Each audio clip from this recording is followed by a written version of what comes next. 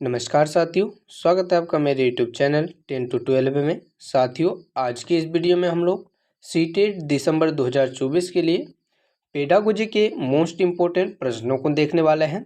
इससे पहले के वीडियो में हमने प्रश्न संख्या 1 से 15 तक के प्रश्नों को देखे हैं। आप यदि उस वीडियो को नहीं देखे हैं तो पार्ट 1 में साथियों पहले आप उस वीडियो को जरूर देख लीजिए। उसके बाद साथियों आज के इस वीडियो में हम लोग प्रश्न संख्या 16 से 30 तक के प्रश्नों को देखेंगे, जो कि आपके साथियों सीटेट दिसंबर 2024 के एग्जाम के लिए बहुत ही ज़्यादा महत्वपूर्ण रहने वाला है और आपको यहाँ से साथियों अधिकांशतः प्रश्न आपके एग्जाम में देखने को मिलेंगे। हम लोग बिना समय गवाए चलेंगे प्रश्नों की ओर। उससे पहले साथियों आपसे एक छोटी सी रिक्वेस्ट है, यदि आप मेरे यूट्यूब चैनल पर नए हैं तो चैनल को सब्सक्राइब अवश्य कर दीजिए, ताकि यहाँ से आपकी सीटेट की बेहतरीन तैयारी हो सके और साथियों आप अपने एग्जाम में 120 प्लस अंकों के साथ अपने एग्जाम को क्वालिफाई कर सके। उसके साथ ही साथ साथियों आप इसे अपने दोस्तों तक भी जरूर शेयर कीजिए। आज का आपका पहला नंबर प्रश्न है प्रश्न संख्या 16 के रूप में, जिसमें कि आपसे पूछा गया है तर्क, जिज्ञासा तथा निरीक्षण शक्ति का विकास होता है डैश साथियों की वायु पर। किस वायु में साथियों तर्क, जिज्ञासा तथा निरीक्षण शक्ति का विकास होता है? तो आपके ऑप्शंस में है 7 वर्ष की वायु में, बी में दिया गया है 11 वर्ष की वायु में, सी में दिया गया है 9 वर्ष की वायु में और डी में दिया गया है साथियों 6 वर्ष की वायु में। यदि इस प्रश्न के सही उत्तर की बात करें साथियों, जिसमें एक बालक के साथियों तर्क, जिज्ञासा तथा निरीक्षण शक्ति का विकास होता है, वह हो जाएगा 11 वर्ष की आयु में। अर्थात साथियों जब शिशु 11 वर्ष का हो जाता है तो उसमें तर्क शक्ति, जिज्ञासा तथा निरीक्षण शक्ति का विकास होने लगता है। इस प्रकार से प्रश्न संख्या 16 का सही उत्तर ऑप्शन नंबर बी हो जाएगा। साथियों आपको ये भी ध्यान में रखना है। चलते हैं उसके बाद अगले नंबर प्रश्न की ओर। प्रश्न संख्या 17 है साथियों, जिसमें कि आपसे पूछा गया है शारीरिक विकास का क्षेत्र है। तो ऑप्शन नंबर ए में दिया गया है स्नायु मंडल, ऑप्शन नंबर बी में दिया गया है मांसपेशियों की वृद्धि, ऑप्शन नंबर सी में दिया गया है साथियों एंड्रोक्राइन ग्लैंड और ऑप्शन नंबर डी में दिया गया है यह सभी। साथियों शारीरिक विकास का जो टर्म होता है साथियों स्नायु मंडल, मांसपेशियों की वृद्धि, एंडोक्राइन ग्लैंड और साथियों अनेक प्रकार की विधियों से होता है। साथियों हमारे जो बायोलॉजिकल टर्म्स होते हैं साथियों, हमारे शरीर में अनेक प्रकार के जो बायोलॉजिकल टर्म्स होते हैं उनमें सभी का योगदान होता है, सभी का विकास होता है, जिसमें से साथियों ये सारे ऑप्शन आपके सही हो जाएंगे। इस प्रकार से प्रश्न संख्या 17 का सही उत्तर आपका ऑप्शन नंबर डी हो जाएगा। तो साथियों आप इसे भी ध्यान में रखिएगा। चलते हैं उसके बाद अगले नंबर प्रश्न की ओर। अगला नंबर प्रश्न है साथियों प्रश्न संख्या 17 के रूप में, जिसमें कि आपसे पूछा गया है इस अवस्था में बालकों में नई खोज करने की और घूमने की प्रवृत्ति बहुत अधिक बढ़ जाती है। साथियों आपसे अवस्था पूछी गई है कि किस अवस्था में बालक में जो होता है साथियों नई खोज करने अर्थात साथियों कुछ ना कुछ करने और घूमने फिरने की प्रवृत्ति अधिक बढ़ जाती है। तो आपके ऑप्शन में है शैशव अवस्था में, ऑप्शन नंबर बी में है उत्तर बालावस्था में, ऑप्शन नंबर सी में है किशोरावस्था में और ऑप्शन नंबर डी में है साथियों प्रौढ़ा अवस्था में। यदि बात करें साथियों कि बालक में कब खोजबीन की जिज्ञासा बढ़ जाती है और साथियों उनके जो होता है घूमने की प्रवृत्ति बढ़ जाती है, तो प्रश्न संख्या 18 का सही उत्तर हो जाएगा साथियों ऑप्शन नंबर बी अर्थात उत्तर बाल अवस्था में। उत्तर बाल अवस्था का जो समय रहता है साथियों 9 से 11 वर्ष कह सकते हैं, कहीं कहीं साथियों 9 से 11 वर्ष रहता है और कहीं कहीं आपके ऑप्शन में 9 से 12 वर्ष रहता है। इस वायु वर्ग के जो बच्चे होते हैं साथियों, जो बालक होते हैं, उनमें जो घूमने फिरने की प्रवृत्ति होती है बहुत अधिक बढ़ जाती है। साथ ही साथ साथियों वो बालक बहुत ही ज़्यादा नई नई खोज पे भरोसा करते हैं, नई नई वस्तुओं को देखेंगे और कुछ ना कुछ करते रहते हैं। तो सही उत्तर हो जाएगा उत्तर बाल्यावस्था। प्रश्न संख्या 18 का सही उत्तर आपका साथियों ऑप्शन नंबर बी में दिया गया है उत्तर बाल्यावस्था। चलिए उसके बाद अगले नंबर प्रश्न की ओर। प्रश्न संख्या 19 है साथियों, जिसमें कि आपसे पूछा गया है अधिगम अंतरण का थार्नडाइक सिद्धांत कहा जाता है। साथियों अधिगम अंतरण का थार्नडाइक सिद्धांत किसे कहा जाता है? तो इसके लिए आपके ऑप्शन में दिया गया है समानता सिद्धांत, ऑप्शन नंबर बी में दिया गया है अनुरूप तत्वों का सिद्धांत, ऑप्शन नंबर सी में दिया गया है औपचारिक नियमों का सिद्धांत और ऑप्शन नंबर डी में दिया गया है साथियों उपयुक्त में से कोई भी नहीं। यदि प्रश्न संख्या 19 के सही उत्तर की बात करें तो यहाँ पे साथियों ऑप्शन नंबर बी आपका बिल्कुल सही उत्तर हो जाएगा। अनुरूप तत्वों का सिद्धांत जो है अधिगम अंतरण का थॉर्नडाइक सिद्धांत है। ठीक है साथियों, तो इस प्रकार से ऑप्शन नंबर बी आपका बिल्कुल सही हो जाएगा। आशा करते हैं यह भी आपको समझ में आया होगा। चलिए उसके बाद अगले नंबर प्रश्न की ओर। साथियों यदि आपको वीडियो पसंद आ रही है तो वीडियो को लाइक जरूर कीजिएगा और कोई भी डाउट्स रहता है तो साथियों उसे कमेंट के माध्यम से अवश्य पूछिएगा। साथियों प्रश्न संख्या 20 है, उसके बाद आपका निम्न में कौन सा वंशानुक्रम का नियम नहीं है। 20 में पूछा गया साथियों वंशानुक्रम का नियम नहीं है, तो उसके लिए साथियों आपको ऑप्शन में दिया गया है। ऑप्शन नंबर ए में है समानता, ऑप्शन नंबर बी में है भिन्नता, ऑप्शन नंबर सी में है प्रत्यागमन और ऑप्शन नंबर डी में दिया गया है साथियों अभिप्रेरणा। साथियों वंशानुक्रम का जो है नियम नहीं है, तो अभिप्रेरणा जो साथियों यहाँ बिल्कुल आपका सही उत्तर हो जाएगा। क्यों? अभिप्रेरणा जो होता है साथियों, मोटिवेशन जो होता है, यह बाह्य जो है कारक है। कैसा कारक साथियों? बाह्य कारक है, जो हमें बाहरी रूप से मिलती है। साथियों ये जो अभिप्रेरणा होती है, मोटिवेशन होती है, एक पीढ़ी से दूसरी पीढ़ी तो संचरित नहीं होती है। यह कैसी कारक होती है? बाह्य कारक होती है, जो हमें बाहरी रूप से साथियों प्रभावित करती है, कोई बाहरी कारक के रूप में। और साथियों आपको बता दें आपके सीटेट एग्जाम में मोटिवेशन से, अभिप्रेरणा से साथियों बहुत अधिक क्वेश्चन पूछे जाते हैं। मोटिवेशन दो प्रकार के होते हैं साथियों, एक आंतरिक मोटिवेशन और एक बाहरी मोटिवेशन। साथियों आंतरिक मोटिवेशन वे होते हैं जो साथियों हमें अंदर से झकझोर देते हैं, जिसके लिए साथियों हम लोग मन दिल लगा के कार्य करते हैं और साथियों एक लक्ष्य प्राप्ति की ओर लगे रहते हैं, चाहे सामने कोई भी कठिनाई ही क्यों ना हो जाए। लेकिन बाहरी जो मोटिवेशन होती है साथियों, यह कुछ ही समय के लिए हम लोग को अधिक से अधिक प्रभावित करती है। यह साथियों नियमित नहीं चलती है। तो मोटिवेशन भी हमारे दो प्रकार की होती है, आपको यह भी याद रखना है और साथियों मोस्ट इंपोर्टेंट है आपके एग्जाम के लिए। चलते हैं उसके बाद अगले नंबर प्रश्न की ओर। अगला नंबर प्रश्न है प्रश्न संख्या 21। लेकिन साथियों प्रश्न संख्या 21 को देखने से पहले आपको एक छोटी सी बात बता दें।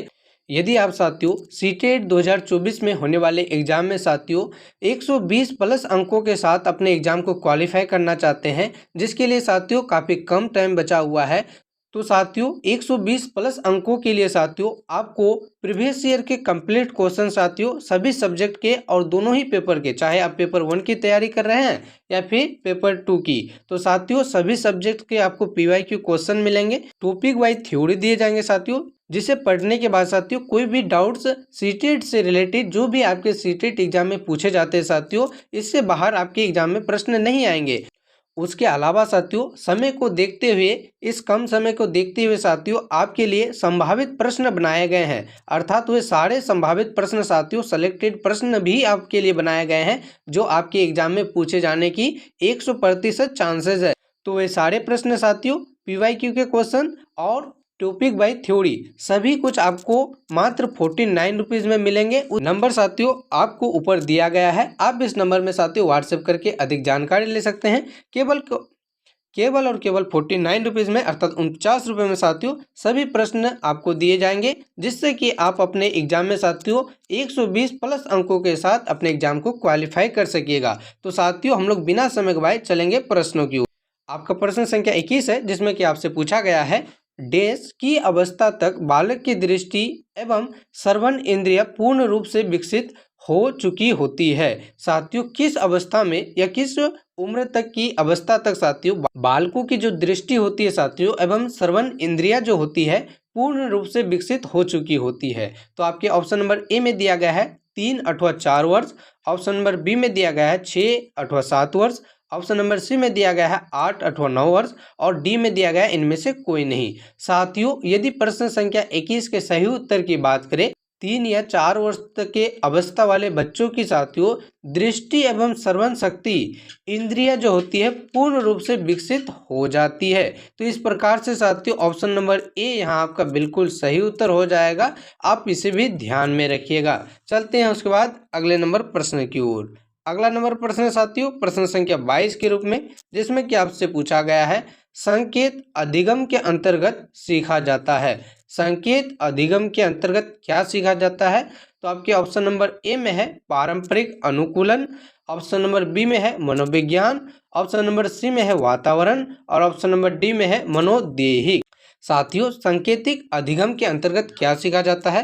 प्रश्न संख्या 22 का सही उत्तर क्या हो जाएगा साथियों? तो यहाँ पे साथियों पारंपरिक अनुकूलन अर्थात ऑप्शन संख्या ए साथियों आपका बिल्कुल सही उत्तर हो जाएगा प्रश्न संख्या 22 का। ठीक है साथियों, तो इस प्रकार सांकेतिक अधिगम के अंतर्गत पारंपरिक अनुकूलन जो है सीखा जाता है। तो आशा करते हैं कि यह भी आपको समझ में आया होगा। चलिए उसके बाद अगले नंबर प्रश्न की ओर। प्रश्न संख्या 23 है साथियों, जिसमें कि आपसे पूछा गया है निम्न में कौन सा उदाहरण अर्जित प्रेरक का है? साथियों, अर्जित प्रेरक और साथियों अधिगम प्रेरक ये दोनों ही आपके एग्जाम के लिए मोस्ट इंपॉर्टेंट है और साथियों दोनों से ही आपके एग्जाम में प्रश्न भर भर के पूछे जाते हैं। तो यदि साथियों प्रश्न संख्या 23 की बात करें अर्जित प्रेरक की, तो यहाँ पे आपको ऑप्शन नंबर ए में दिया गया है भूख और ऑप्शन बी में दिया गया है पुरस्कार, ऑप्शन सी में रुचि और ऑप्शन डी में साथियों दिया गया है विश्राम। तो इस प्रकार से साथियों 23वां नंबर प्रश्न का सही उत्तर की यदि बात करें तो रुचि साथियों यह जो है साथियों अर्जित प्रेरक का एक उदाहरण है।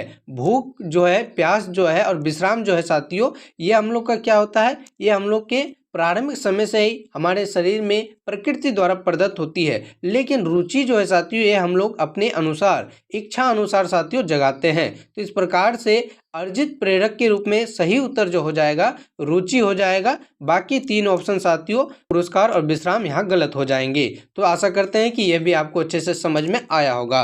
प्रश्न संख्या 24 है साथियों, जिसमें कि आपसे पूछा गया है अपने चिंतन के अवधारणात्मक परिवर्तन लाने हेतु विद्यार्थियों को सक्षम बनाने के लिए शिक्षक को क्या करना चाहिए? साथियों ऑप्शन में आपको दिया गया है और सीटेट जो आपका एग्जाम में साथियों पूर्णतः आपके बुद्धि पर और समझ पे आधारित है। तो साथियों इस प्रकार से ही आपको आपके रियल एग्जाम में साथियों जो वास्तविक एग्जाम आप देने जाएंगे जो कि आपके साथियों 14 दिसंबर को होने वाली है, ठीक इसी प्रकार के प्रश्न आपके सक्षम प्रस्तुत रहेंगे। ठीक है साथियों, तो इस प्रकार से आपको चिंतन करना है, अपने बुद्धि विवेक का इस्तेमाल करके सही उत्तर का चयन करना है। हूबहू साथियों आपके एग्जाम में ऐसे ही प्रश्न आपको देखने को मिलेंगे, क्योंकि सीटेट का जो आपका एग्जाम है साथियों पूर्णतः आपके समझ और बुद्धि पर ही आधारित रहती है। तो चलिए साथियों इस प्रश्न के ऑप्शन को देख लीजिए, फिर हम लोग सही उत्तर के डिस्कशन पर पहुंचेंगे। ऑप्शन नंबर ए में आपको दिया गया है उन बच्चों को पुरस्कार देना चाहिए जिन्होंने अपने चिंतन में परिवर्तन किया।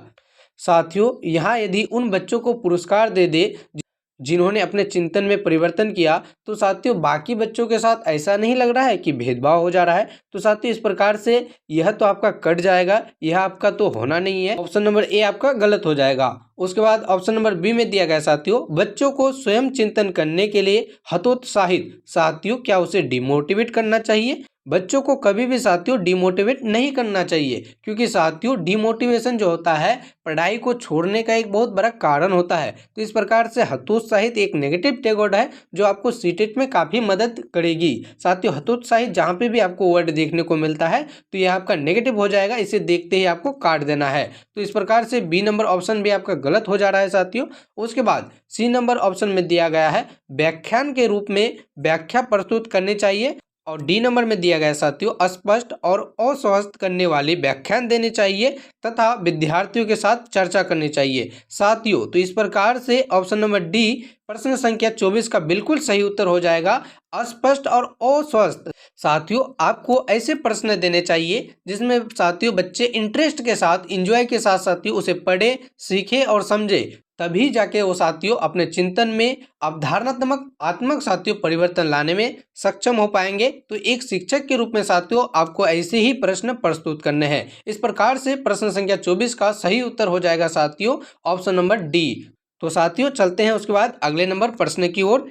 तो प्रश्न संख्या 25 है साथियों, जिसमें कि आपसे पूछा गया है प्राथमिक विद्यालय के कक्ष के संदर्भ में सक्रिय बद्धता का अर्थ है। साथियों यहाँ पे प्राथमिक विद्यालय से तात्पर्य जो है 1 to 5 क्लास के बच्चों से है। ठीक है साथियों, तो यहाँ पे छोटे छोटे बच्चों की चर्चा हो रही है। सक्रिय बद्धता का अर्थ है साथियों क्या हो जाएगा, तो इसके भी ऑप्शन देख लेते हैं। ऑप्शन नंबर ए में आपको दिया गया है याद करना, प्रत्यय स्मरण और सुनाना, और साथियों बी में दिया गया है शिक्षक का अनुकरण और नकल करना, सी में दिया गया है जांच पड़ताल प्रश्न पूछना और वाद विवाद करना, डी में दिया गया है शिक्षक द्वारा दिए गए उत्तरों की नकल करना। साथियों यदि सक्रिय बद्धता कि साथियों एक स्टूडेंट किस प्रकार से सक्रिय रूप से अपने अधिगम में साथियों बातों को सीख रहा है। और साथियों स्टूडेंट कैसे हैं, 1 to 5 क्लास के हैं। तो इसका सही उत्तर की यदि बात करें साथियों तो प्रश्न संख्या 25 का सही उत्तर हो जाएगा आपका ऑप्शन नंबर सी, कि साथियों प्रश्न किस प्रकार से प्रश्न को जांच पड़ताल करते हैं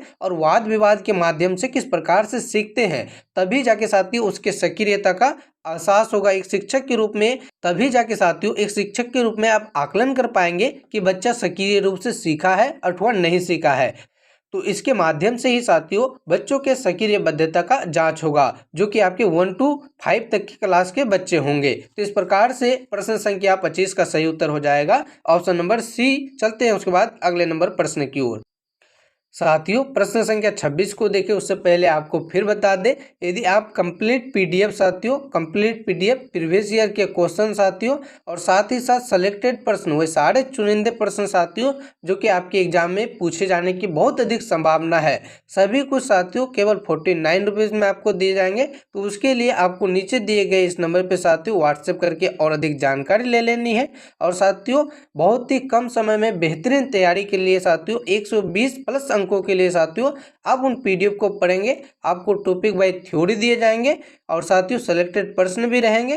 कंप्लीट पीडीएफ होगा साथियों सब्जेक्ट बाय सब्जेक्ट, और साथियों प्रीवियस ईयर के क्वेश्चन भी साथियों उसमें समाहित होंगे। तो केवल 49 रुपीज़ में आपको सब कुछ दिया जाएगा। उसके लिए दिए गए नंबर पे आप साथियों व्हाट्सएप कर सकते हैं। चलिए उसके बाद अगले नंबर प्रश्न को देख लेते हैं। तो प्रश्न संख्या 26 को देख लेते हैं साथियों, जिसमें कि आपसे पूछा गया है नवीन जानकारी को शामिल करने के लिए वर्तमान स्कीमा में बदलाव की प्रक्रिया क्या कहलाती है। आत्मसातकरण और साथियों केंद्रितवाद का जो है अवधारणा किसने प्रस्तुत किया था, किस मनोवैज्ञानिक ने प्रस्तुत किया था। तो उसका सही उत्तर हो जाएगा जीन पियाजे। जीन पियाजे साथियों आपका उस प्रश्न का बिल्कुल सही उत्तर हो जाएगा, जिसने स्कीमा की चर्चा की थी। और साथियों किसकी चर्चा की थी, आत्मसातकरण की चर्चा की थी। आपको कमेंट करके प्रश्न का जवाब देना है कि जीन पियाजे ने साथियों विकास का कौन सा सिद्धांत दिया था। इस प्रश्न का जवाब साथियों आपको कमेंट करके जरूर देना है। तो ऑप्शन नंबर ए में दिया गया है आत्मसातकरण, ऑप्शन नंबर बी में दिया गया है समायोजन,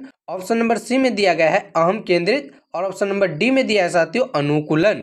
यदि बात करें नवीन जानकारी को शामिल करने के लिए वर्तमान स्कीमा में बदलाव की प्रक्रिया साथियों क्या कहलाती है, तो यहाँ पे आपका ऑप्शन नंबर ए बिल्कुल सही उत्तर हो जाएगा साथियों आत्मसातकरण।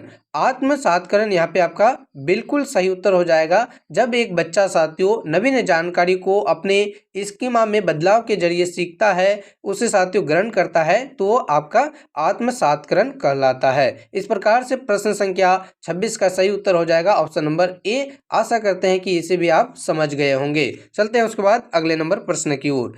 अगला नंबर प्रश्न साथियों प्रश्न संख्या 27 के रूप में, जिसमें कि आपसे पूछा गया है मध्य बाल अवस्था में भाषा डैश के बजाय डैश है साथियों अधिक है। तो इस प्रश्न में साथियों आपको दो जगह रिक्त स्थान दिए गए हैं, सही विकल्प का चयन करना है।